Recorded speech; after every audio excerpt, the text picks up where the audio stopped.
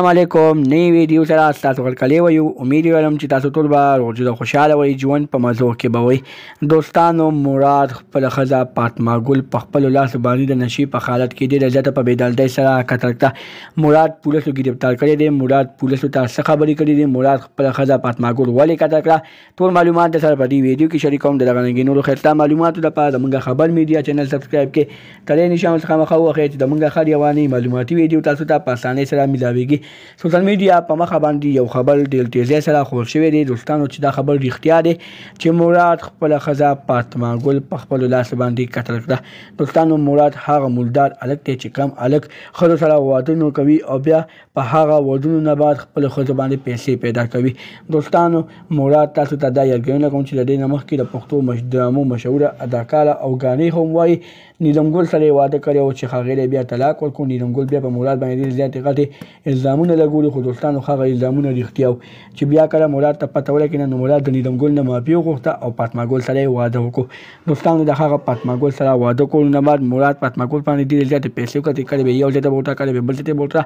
او په فاطمه ګل باندې به یې ډانسونه کول د هغې نه بعد اوس په سوشل میډیا باندې یو خبر ډېر تیزۍ سره خور شوی دی چې مراد راپاسي د شرابو په نشه کې شراب یې ډېر زیات څښلي وي د هغې په نشه کې خپله ښځه فاطمه ګل قتل کوي دوستانو دا خبر دروغ دی مراد خپله ښځه فاطمه ګل نه ده قتل کړې او نه مراد د شرابو نشې کوي د دغه رنګې نورو ښایسته معلوماتو لپاره زموږ خبر میډیا چینل سبسکرایب کړئ تر دې نشان ورڅخه مخه ووهئ چې زموږ هر یوه نوې معلوماتي ویډیو تاسو ته په اسانۍ سره میلاویږي